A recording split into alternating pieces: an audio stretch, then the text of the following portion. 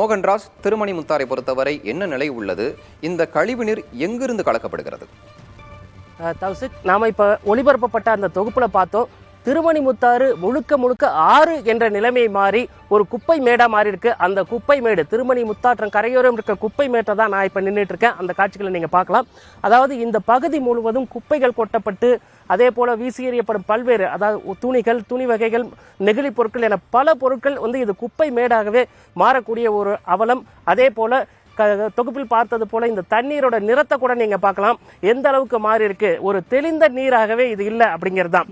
அதாவது மாநகர எல்லையை தொடுவதற்கு முன்பாக திருமணிமுத்தாறு ஒரு தெளிந்த ஆறாக இருக்கிறது. ஆனா மாநகர எல்லையை தொட்ட பிறகுதான் இது போன்ற ஒரு அவலம்.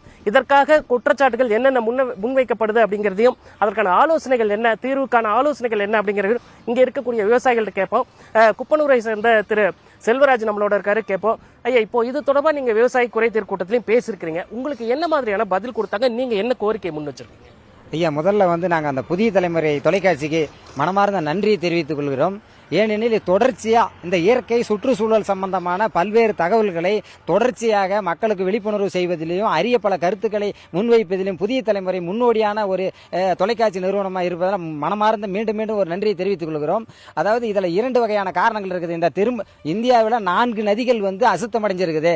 அதில் 4 நதிகள் சென்னையில் இருக்குது. அதில் 2 சென்னை அடையாறுல கூவம் அடையாறும், சேலத்தில் சரபங்கா, திருமணிமுத்தாறு ஆகிய 4 நதிகள் மிக மோசமான நிலையில அசுத்தமடைஞ்சிருக்குதுன்னு சொல்லி மத்திய அரசாங்கமே ஒரு புள்ளி விவரம் வெளியிட்டு இருக்குது. இது போக 2 காரணங்கள் தான் இந்த திருமணிமுத்தாறு மாசடைவதற்கான காரணங்களா இருக்குது.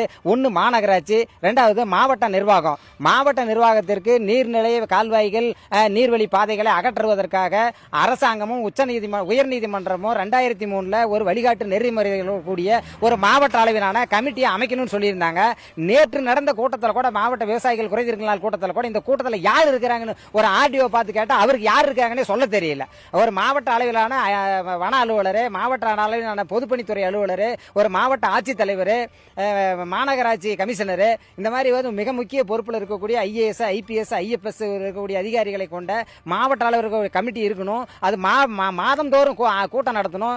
எத்தனை புகார்கள் வரப்பட்டிருக்குது, எவ்வளவு நம்ம சுத்தப்படுத்தி இருக்கிறோங்கிறத அதை அவங்க சொல்லணும். இதெல்லாம் அவங்களுக்கு தெரியாத பட்சத்தில் இவங்க எப்படிப்பட்ட ரிப்போர்ட்டை நீதிமன்றத்துக்கு கொடுப்பாங்கன்னு எங்களுக்கு தெரியல.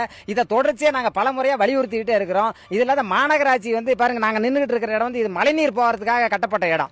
இந்த மழைநீர் போகக்கூடிய கட்டப்பட்ட இடத்துல சாக்கடை விடுறாங்க. இது சாக்கடைக்குன்னு ஒரு பாதாள சாக்கடைன்னு சொல்லி மத்திய பகுதியில் போட்டிருக்காங்க. இது வீட்டில இருந்து நேரடியா கழிவுகளை கொண்டாந்து அந்த பாதாள சாக்கடையில கனெக்ஷன் கொடுத்து இங்க இருந்து தான் சுத்திகரிப்பு நிலையத்துக்கு போகணும். சேலத்துல 98 MLD திறன் கொண்ட சுத்திகரிப்பு நிலையம் மாநகராட்சியால் அமைக்கப்பட்டிருக்குது. ஆனா அது எதுவுமே செயல்பாட்டில் இல்ல. ஆனா அவங்க ஒரு மாவட்ட ஆட்சித்தலைவருக்கு ஒரு பொய்யான தகவல்களை சொல்றாங்க. இந்த சுத்தமா தான் இருக்குது, நாங்க திருமணிமுத்தாறு கிளியை சுத்தப்படுத்தி தான் விட்டு இருக்கிறோம். அப்ப சுத்தப்படுத்தி 98 MLD தண்ணி சுத்தப்படுத்தி இருக்கிறோம்னா இந்த ஆத்துல இவ்வளவு மோசமான தண்ணி எப்படி போகும்?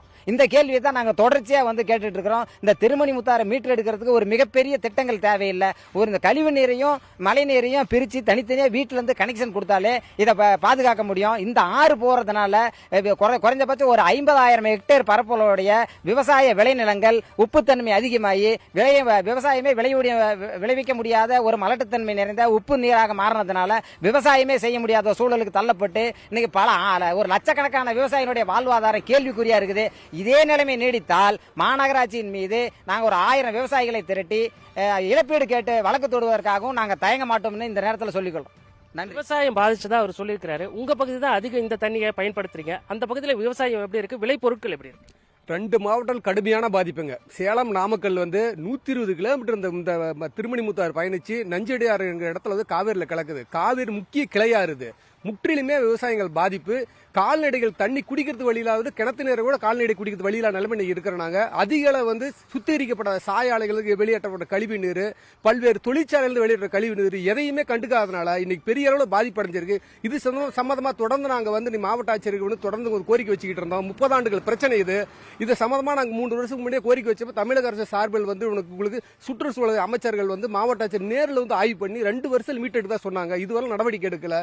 எங்கள் விவசாயத்தை காப்பாற்றி கொடுக்கிறது 2 மாவட்ட விவசாயிகள் காப்பாற்றி கொடுக்க நடவடிக்கை எடுக்க சொல்லி மாண்பு தமிழக முதல்வர் கோரிக்கை வைக்கிறாங்க.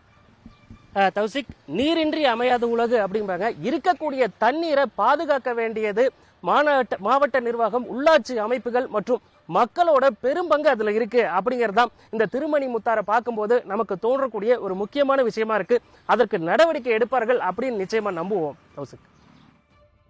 மோகன்ராஜ் களத்திலிருந்து பல்வேறு முக்கிய தகவல்களை வழங்கியிருக்கீங்க. ரொம்ப நன்றி.